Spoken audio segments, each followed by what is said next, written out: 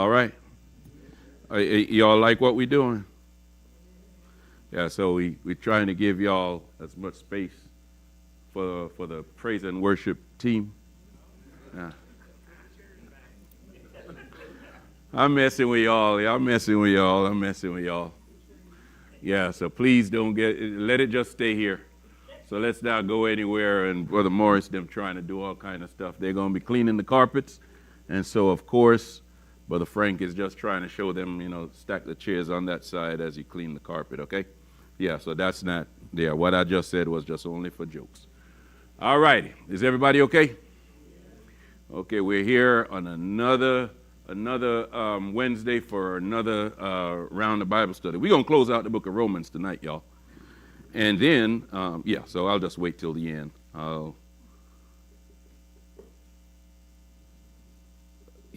So you're not focused on something else. Romans chapter 16, Romans 16. Y'all all right? Romans 16. Okay. Hey, good to see you, Brother Chris. Welcome back. So this is your time now. So who wants to be first? Okay, Brother Baker said he's going to be first. What? And then Sister Sutton. And then I should have said ladies first, but I saw his hand first. Now you're going to take him off of his game now.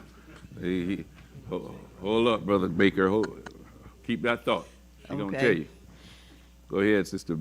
In verses 17 through 20, we are talking about that we are to avoid divisive persons. And in verse 17, Paul is talking to the Christian brothers then and telling them to avoid contrary doctrines which they had learned and to avoid them because they was against God's gospel. And they were to avoid them, don't even mess with them, and to leave them alone. All right. Or, Brother Baker, he going to remember now.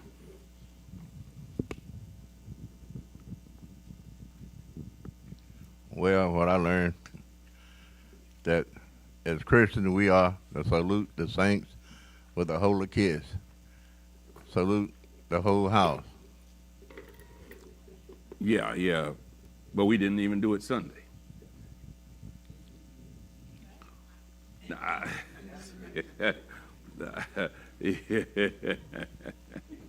Go ahead. And I learned that whenever we come to worship, we only supposed to have our minds on worship and not the things of earthly things. That our minds should be here to serve the Lord only. Yeah. And as you know what, that's a really, really powerful point there, Sister Baker, because sometimes we're present in body and absent in mind, but our minds need to be focused on what's happening here, right? When we come together to worship. Who else? All right, that's 3-0 now. Boy, this side on fire over here. Brother Frank.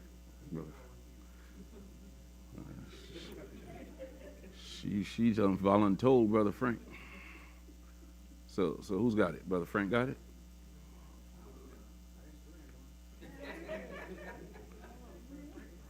All right. I like the way everybody was saying to have my mind on worship when we get here. And as we salute one another with the holy kiss, the greeting is what was important to me. Not let anyone go by without at least saying hello. Welcome, especially our visitors. Right. Saying hello. That's one of Sion's big points. He wants everybody to know, hey, I see you. Right. And we should have that same attitude as toward one another. Let them know, hey, I see you. Yeah, Sion be watching too much Avatar. Yeah. But that is true. That's really how it's supposed to be. So, of course we have many congregations around the country, many congregations around the world, and how good it would be if we just greet each other, and so we can actually know that, man, we're not the only ones in the fight. Other people are in the fight, and other people are giving me words of encouragement to continue the fight as well. Anybody got anything else?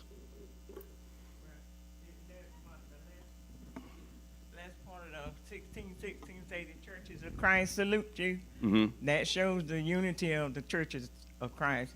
And last week you talked on the subject about the name of the church not being the Church of Christ. But the Church of Christ, the reason it said that is because the church belonged to Christ. It showed the identity of who the church belonged to. Right. So last week we talked about this verse right here is not about the name that's actually on the marquee, but it's actually showing, yes, ownership of the church, and considering all of the people who were with Paul, many of them were from different regions, right? So one of the things that you would notice is that, well, we'll see it later on as we go down. So I don't want to jump over that.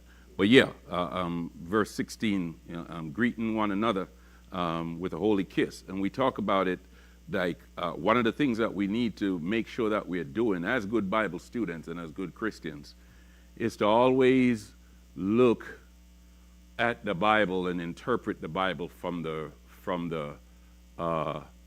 viewpoint that, of where, who wrote the book, who they wrote the book to, what was the culture like, what were the people like, what was going on, what was the message that was really being conveyed to them, how would they have received it or accepted it back then?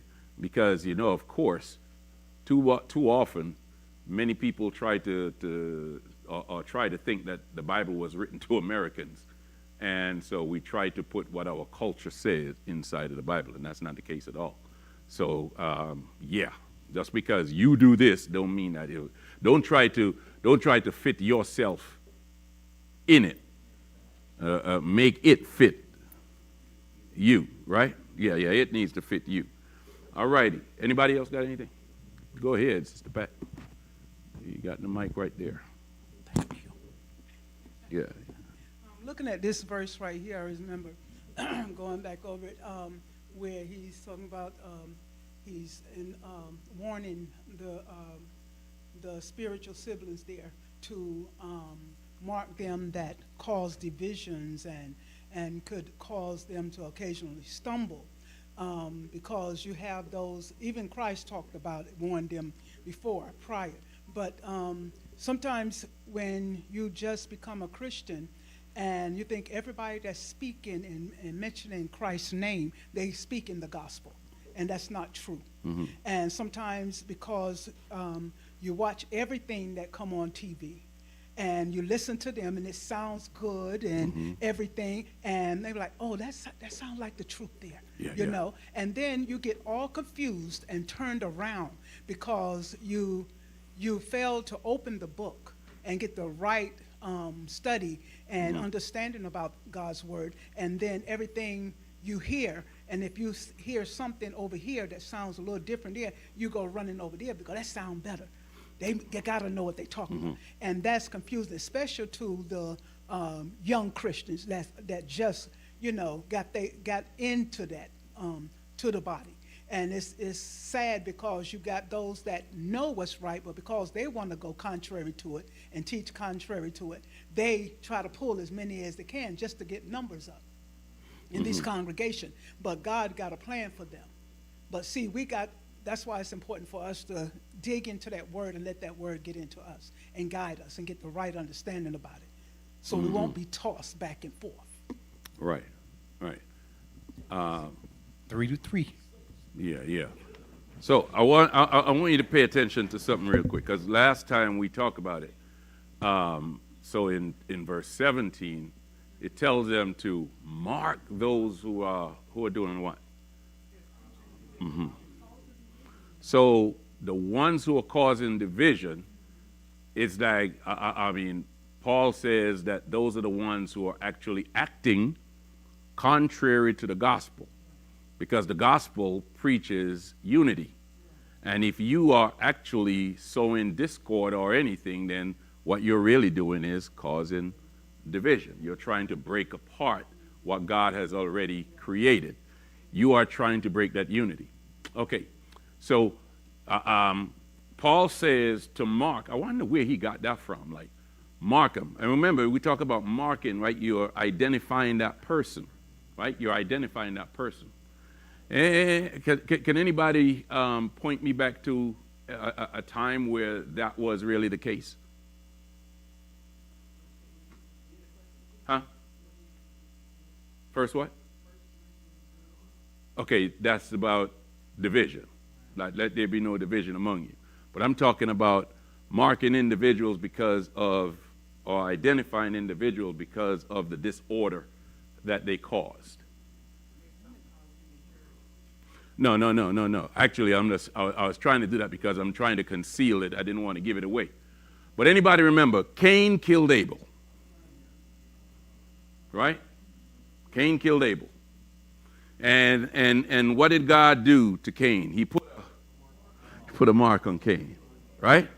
So that anybody who sees Cain, then they won't mess with him. They won't kill him, right? But the mark was there, really, so that, hey, yes, point him out. Anybody remember a man by the name of Jacob?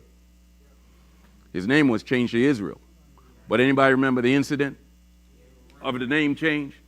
Wrestling with, and what happened? He gave him a mark too, because he touched his thigh or his hip, and then it went out of socket. And for the rest of his life, Jacob walked with a limp. So again, you see, like, okay, he is marked. Okay, so we know now. So again, say like, mark those people who are causing. He's not telling us to get a permanent marker and walk up to them and put an X on them or any brand them or anything. But they need to be identified. They need to be identified. And one of the things that they do a lot of in the church is that usually when they know that people are preaching or teaching like a false doctrine, sometimes the churches will send out letters of warning to the other congregations to let them know, like, hey, you know what? You may need to look at, pay attention to XYZ over here, because here are some things that you need to be mindful of. And so you're marking individuals. But then when it comes to the local congregation again, yes, you still have to identify individuals. You see, sometimes a lot of us, we're above reproach. We cannot be told anything by anyone.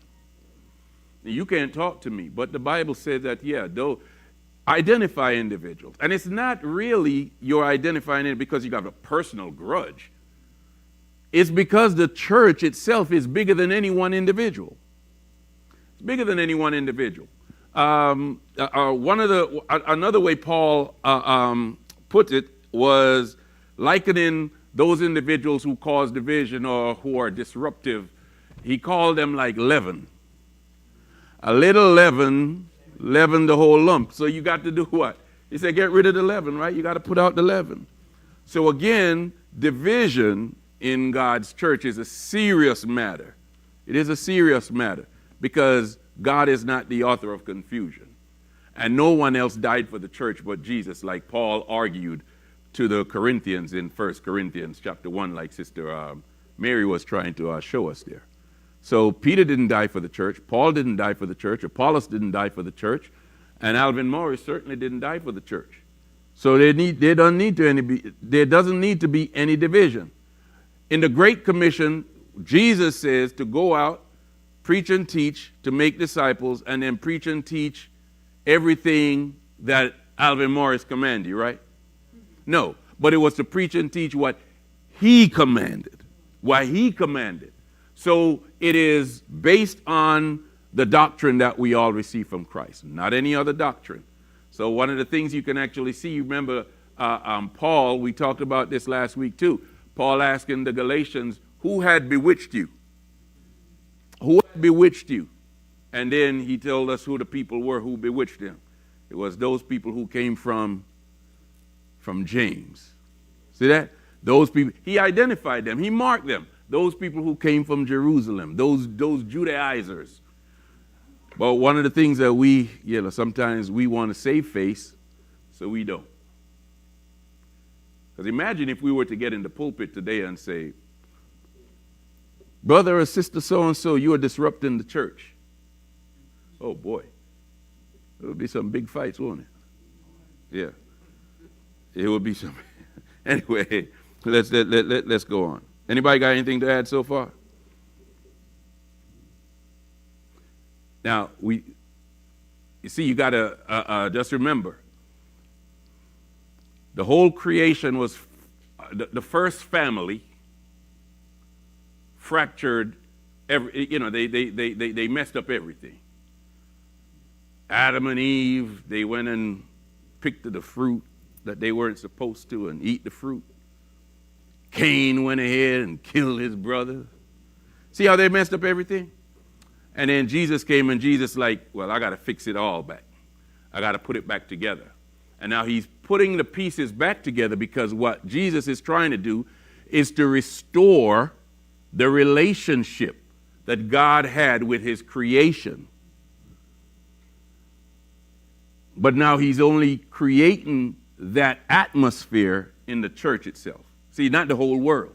So the church is the one place that everyone who wants to have that relationship with God, if you want to rekindle that relationship and reestablish that relationship, you're not going to do it out there. You got to do it inside, right? So Paul is actually letting us know division is one thing that God really, he hates. Okay? And we got to do everything to make sure that we're in the doctrine. He says, because those people become occasions of stumbling, they're contrary to the doctrine, and he said to do what?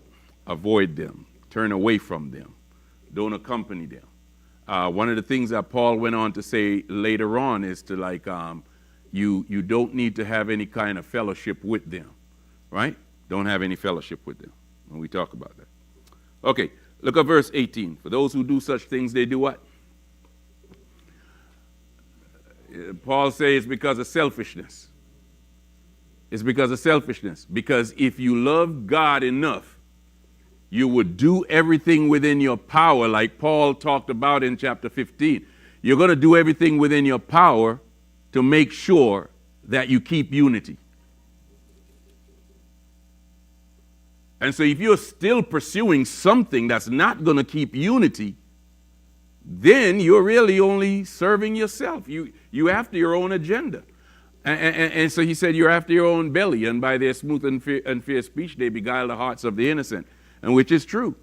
Sometimes some people who are disruptive, they're always going to try to persuade somebody else to come to their side, to see things from their point of view. Because I need some supporters in my corner. And that's exactly what he's saying. So with their smooth speech, they're going to convince other people to side with them. And again, like I said, everything Paul is telling us here is not new, because these are things that we actually saw before. Anybody again remember Korah? Yeah. Korah, I mean, look, they done convinced other people to be with them over here. Let's go ahead and go against Moses. But what happened? The earth opened, right? And swallowed it, Korah, and everybody else who were with him. So again, you want to bring people over, convince people over so that they can, I got a bunch of people in my corner, and no, I mean, stop trying to tear down and divide and all that stuff. Let us just look forward and say, like, all right. Sometimes, how many of us ever work for somebody that we disagree with? They were the boss, right? You disagree with them? They're the boss. Did you get in front of them and just like you said, you probably watch yourself a couple of times. You were probably upset, and you probably run some things over in your mind. And you thought about what you wanted to tell them, right? But guess what? You knew that if you went and opened your mouth, they would fire you on the spot. I'm saying that we could do that, we can do all of that stuff outside there to keep the peace so that we can actually maintain what we got. But why is it that whenever it comes to the church now, sometimes we think we can just act any old way? Yeah, we still got to be respectful of, respectful, right? And especially when you have, leaders who are, you still got to give the leaders that level of respect that's due them. The same thing the Hebrew writer said. Don't try to fight them. Why? Because they watch out for your souls. They watch out for your souls. Yeah. Do you think I watch out for your souls? I don't have to.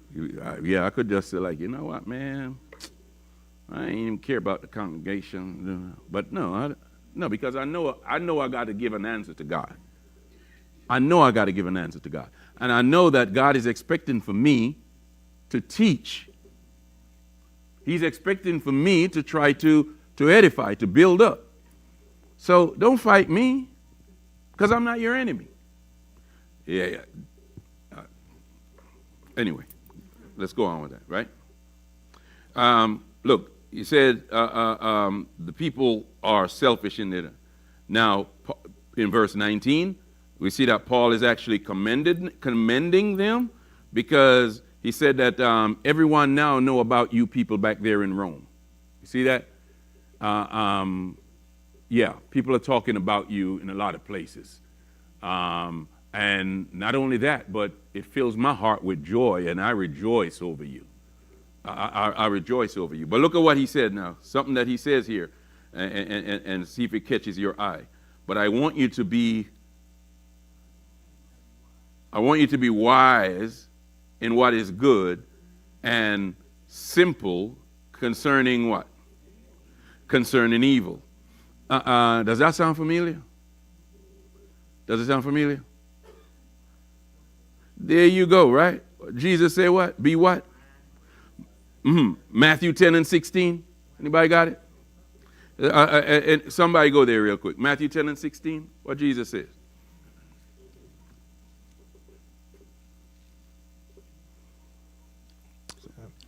Matthew 10:16 says, "Look, I am sending you out as sheep among wolves. So be as shrewd as snakes and harmless as doves." And you see, Paul says, be wise in what is good, and be simple concerning evil.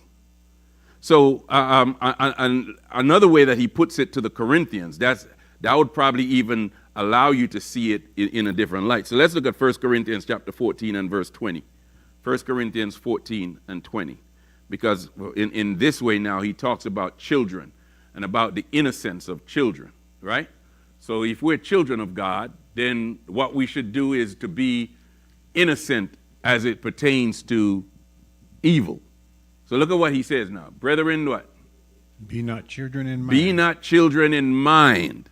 So be mature in mind. Grow up. Be mature. The time when you ought to be teachers. Yes, yeah. I don't need you to be babes anymore. I need for you to actually be able to, absorb or eat solid food. So you don't really need to be a babe mentally. But where do you need to be a babe? Look at what he said now. When it comes to evil, you see that? When it comes to malice, you see that? What are you supposed to be now? Be like a babe when it comes to malice.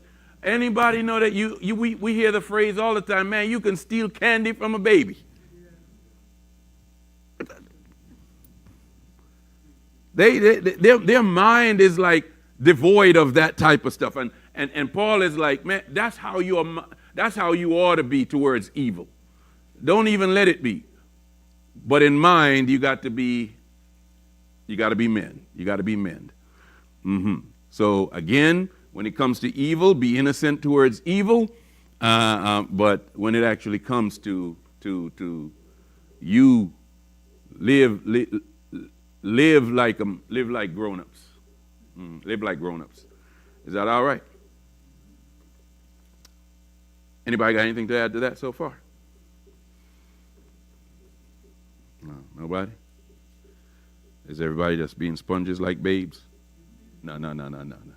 So I know somebody got something to add. Yeah. See, I know that. So this is to Jackie. She got something to add. Mm-hmm. I was just thinking when it was saying, yet in malice be ye babes, because when babies do things, usually they do it without knowing. They don't know that they're doing wrong. Yeah, they So, don't. To me, I feel like that's how we should. I mean, that's not how we should be. But if it's evil, it's something you didn't know that you were doing, not anything intentional. What? Let it not be known among you. Okay. You got another translation there? Read it from that translation real quick. Dear brothers and sisters, don't be childish in your understanding of these things. Be as innocent as babies when it comes to evil, but be mature in understanding matters of this life. Right. So again, like you're saying, when it comes to evil, you got to be right. And how can you be innocent? Because you don't. It's not really known, and it's not in you. It's not ingrained in you. But as an adult, you need to make sure that you understand matters of life. Yes, you understand spiritual things, and you're able to discern things. That's the beauty about being an adult. You can discern. Right? She got another. Just leave the mic over there with her. She's on fire tonight. That's 2 in a row.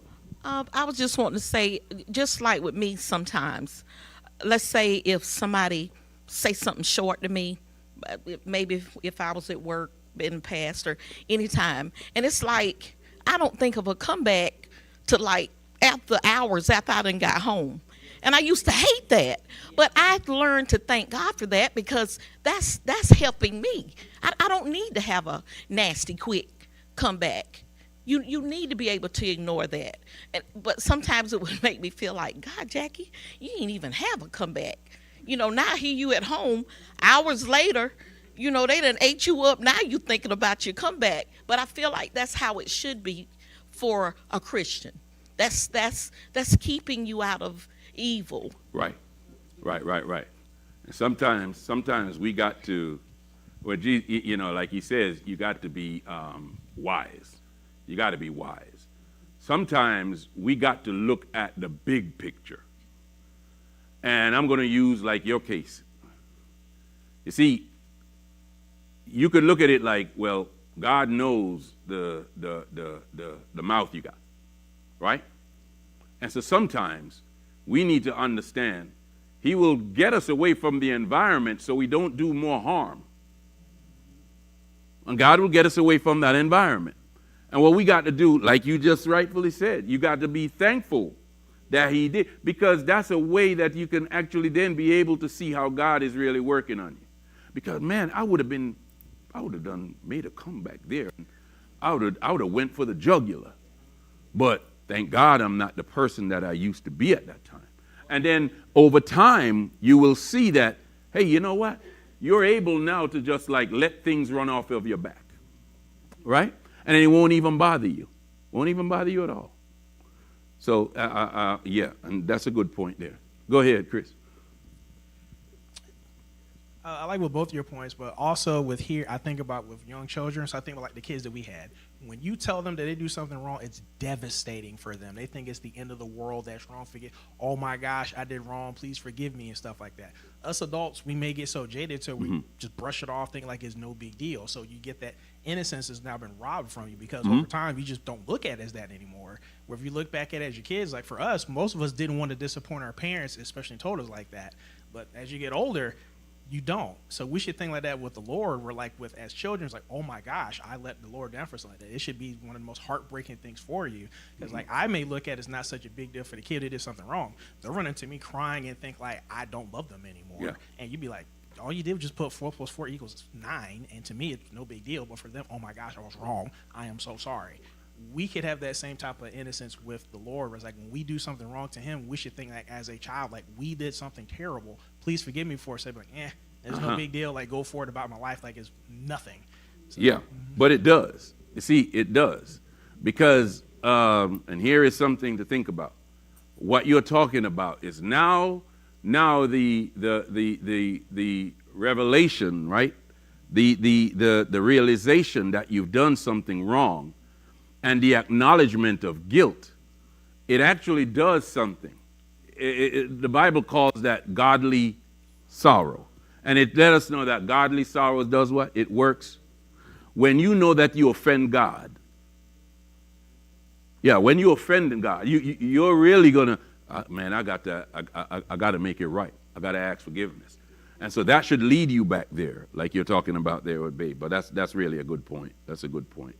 We're going back to Romans. Going back to Romans. Go ahead. Oh yeah.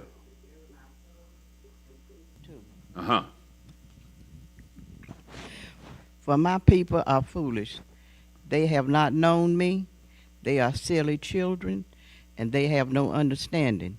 They are wise to do evil, but to do good they have no knowledge. Isn't that something? That's something, ain't it? Wow. Yeah. I think we should underline Jeremiah 4:22. That's for real. Yeah. And I was trying to use other references and didn't even, skipped everything around it there, Sister Sutton. Jeremiah chapter 4 and verse 22. Yeah, it's one of my references. But I get to talking, and then I start talking like a babe, running over here and everything else. Yeah, but let's go back now to Romans. Romans. Look at verse 20 now. 20. We're gonna finish the chapter. I told you that we're finishing the chapter. We're just taking our time, but we're finishing the chapter. Look what he says now. And the grace and the God of peace will do what? He'll crush Satan under your feet shortly. But what do you mean? What are you talking about? See, Paul right here is actually looking forward. He's looking forward to the end. Be faithful until the end. That's really what he's trying to tell. Yeah. He says that God is actually going to do it shortly. But how short, Paul? What do you mean? Is it going to happen in this first century? Is it going to happen in 2025, 2026? When is it going to happen? That's not for me and you to worry about. Like Jesus said, the times and seasons, God worry about the times and seasons. You just need to worry about obedience, right? And so, yeah, he's going to crush Satan onto your feet shortly. Everybody remember that from Genesis 3 and 15, right? Messianic prophecy. Yeah. So, he's going to crush him. But did Jesus crush him? Did Jesus step on his head before? Yeah? Yeah.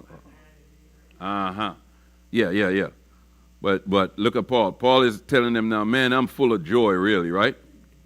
He say, the grace of our Lord Jesus Christ be with you. Amen. He is closing out the letter, right? And now he's just giving them one final thing here. Greetings from all the other people who are with him and stuff like that. So anybody see? He said what? Oh, man, look, there's a name right here in verse 21. Anybody see that name? Oh, man, Timothy. So Timothy is with Paul, right? Oh, man, Timothy is with Paul. Remember now, some of the people who are on Paul's team, he got Timothy with him. He got Luke with him. Remember all those people? He had Mark at one point, and he tells us, man, look, Paul got all of these people there. But he mentioned these names, right? He said, Timothy, my fellow worker, and Lucius, Jason, and Sosipater, my countrymen, greet you. There are a couple of names here that he actually talked about in between 21 and 23. That you can actually go back to Acts chapter 20. Remember I told you about that before? Acts chapter 20, and you can see that some of those people were actually there with him before. So remember, he talked about Timothy. Timothy was there. Go to Acts 20 and 4 real quick. But we can actually even go back in the book of Acts and find a lot of these names at some point as people who are with Paul. You know that, right? Yeah, so look at Acts 20 and 4. You see some names there?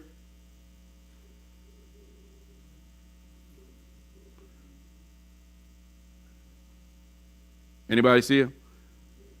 Who he mentioned? Sopater. Yeah, he says Sopater, but that's actually this Sosipater right over here, right? So it's it's the same person. So you see that he said that he was there with him, but he actually put him over here. Anybody see any other name over there? Timothy, that was there again. Gaius, you see Gaius down there in verse 23. That's actually down there. So those are people who were actually there, right? And Paul is saying like they were there with him.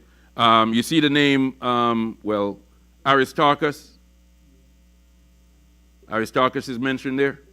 He actually mentioned, these people. Like, so now you know that these people were really on Paul's team, right? You go again, and we know Lucius was there before. You could see him back over in Acts chapter 13 and verse 1. So you can actually see many people who were there on the team with Paul. And he's just letting them know again, all of these people, remember, they were from different regions.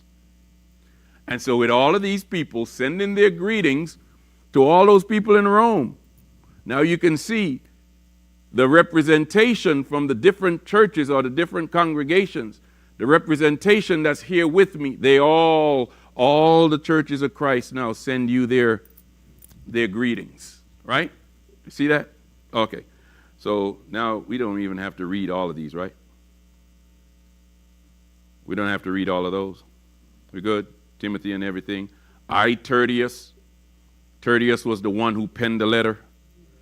He tells you that in 22. I wrote this letter. I am also greeting you. Gaius, Paul says Gaius was the one who was actually hosting him, my host, and the host of the, look at the way he said now, he's hosting me, but he's not just hosting me in his house. Who else is he hosting? The whole church. So he got a congregation there in his household. You see that? The whole church salutes you. Erastus. Who was Erastus? He said Erastus was actually the treasurer of the city. So I told you before, Paul is actually letting you know that now, if you look in the first century, Jesus may have just called a couple of poor fishermen, a couple of, rejects from society, the people that they hated, tax collectors and the likes. But now when you look in the first century, as the church starts to grow, now these common folk, that's exactly what the Sanhedrin said. Aren't they common people out there? These common folk now are able to preach the gospel, and now the truth is able to convince people of nobility, people who are the treasurer of the city. Look at that, huh? He even tell us that some people were, look, you got the gospel is able to save the least, from the least to the greatest, right? And that's what we see here. And then he also talk about quarters. All right. So let's go down to 20. He said 24. It's the same. The grace of our Lord Jesus Christ be with you. Amen. Okay. Let's go to 25, 26, 27. We're going to do that. 25, 26, 27. All right. Those are the verses we're going to do. So let's look at 25 first. Who wants to read it?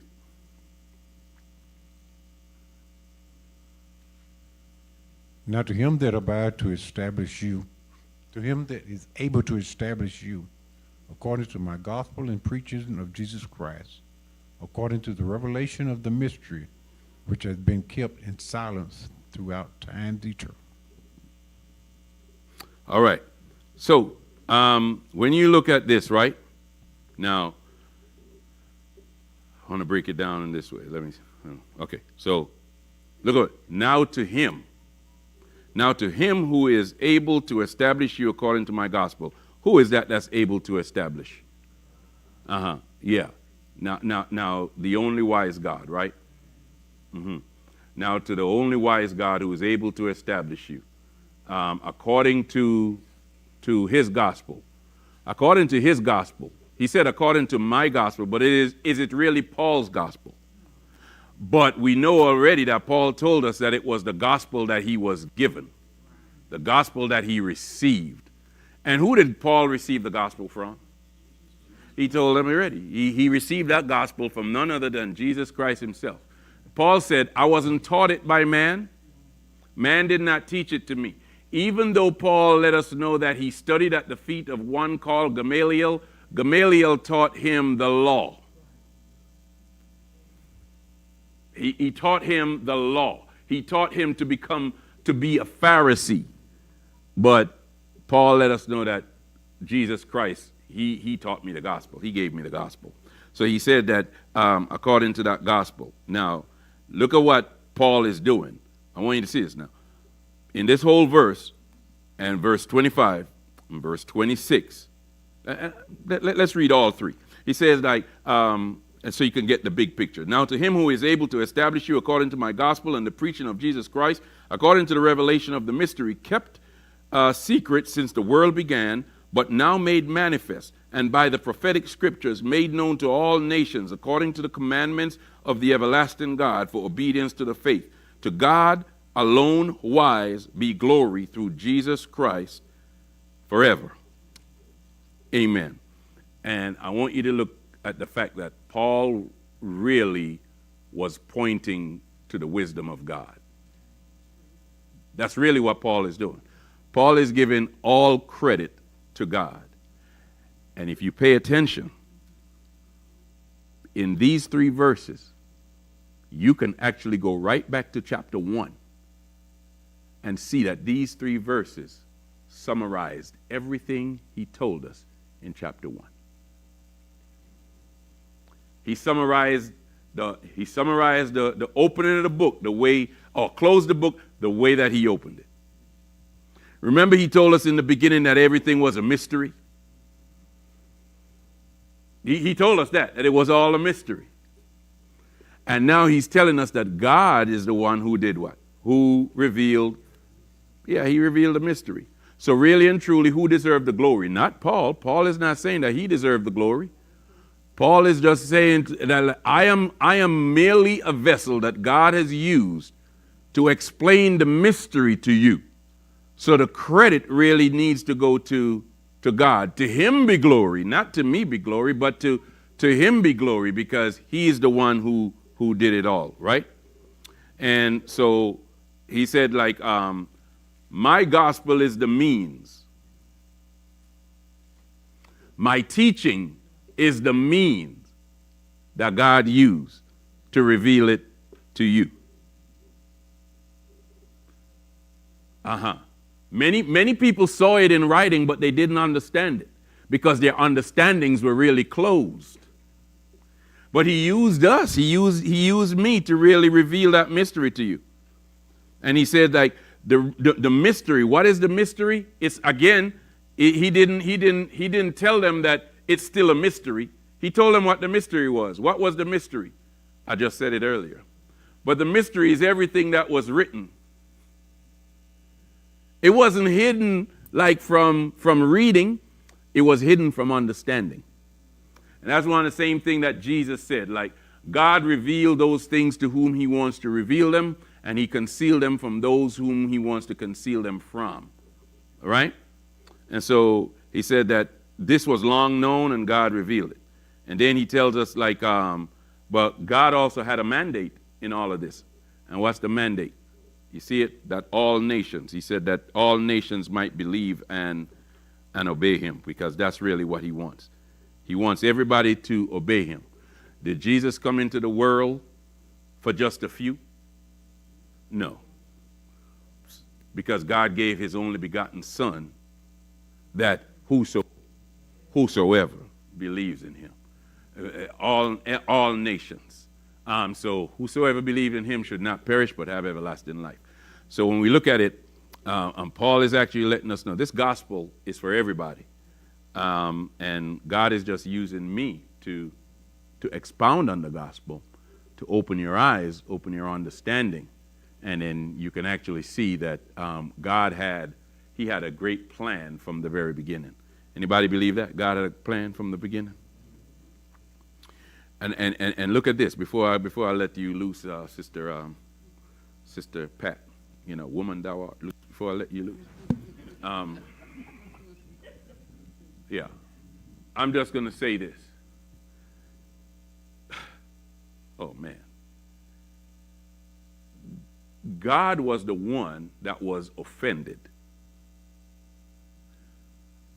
Yet God was the one who initiated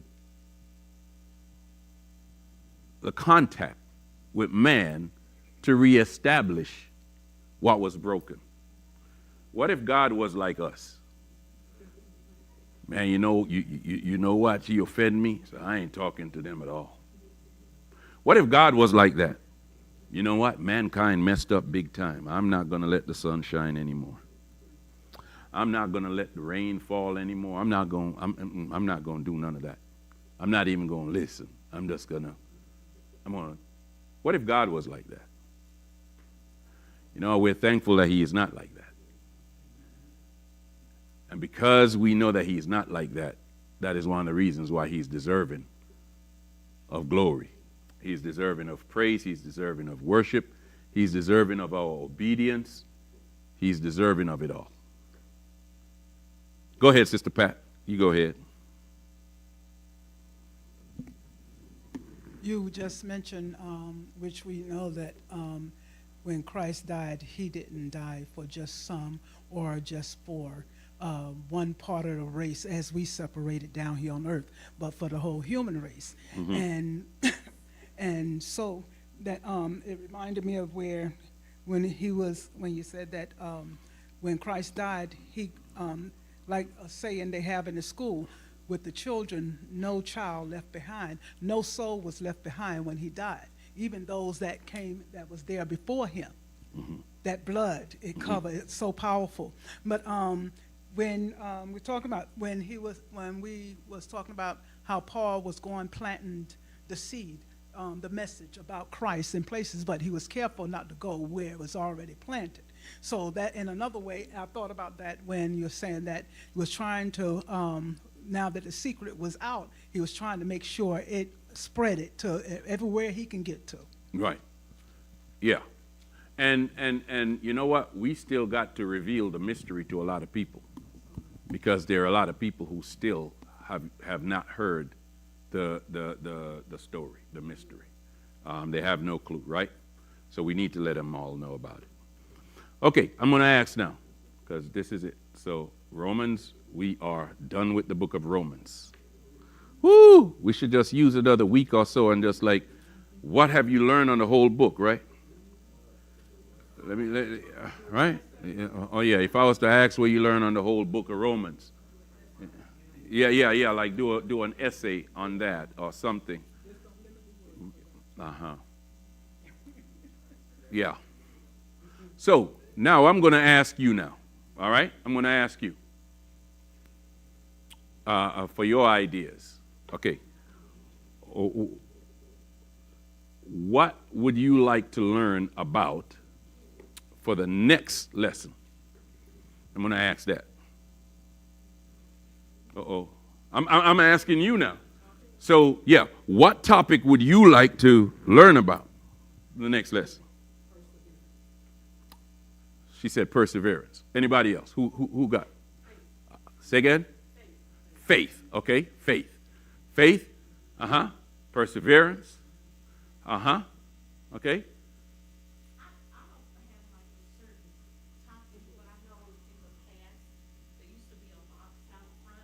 Suggestion box.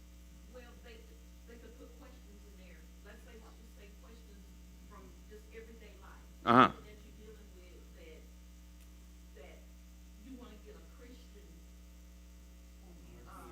advice on. It could be any question about it that you're trying to get a Christian viewpoint. So I know that's not like a topic. Right. But it's just sometimes you do have things going on. Yeah. So right. So Sister Jackie is going to put a box out there. And then, right. And then, but, okay, so I like that you're talking about faith and you're talking about perseverance. Anybody else? Would it, she said what? Hope. Man. Okay. All right.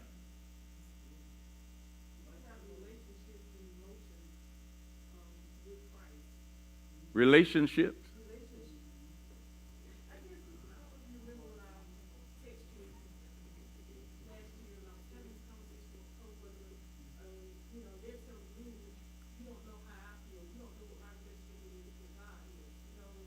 Mm-hmm.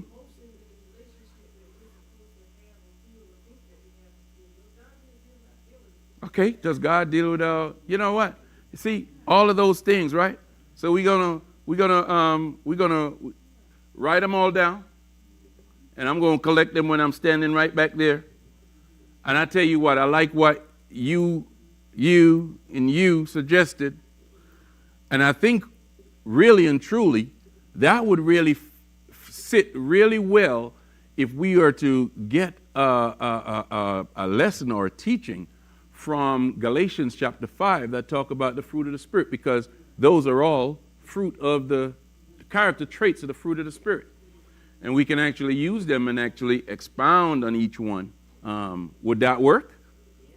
What I'm trying to do now is to get you involved in this, because I don't want for you to just think like, well, I'm coming here every week and all I'm hearing is Brother Morris just like coming over here.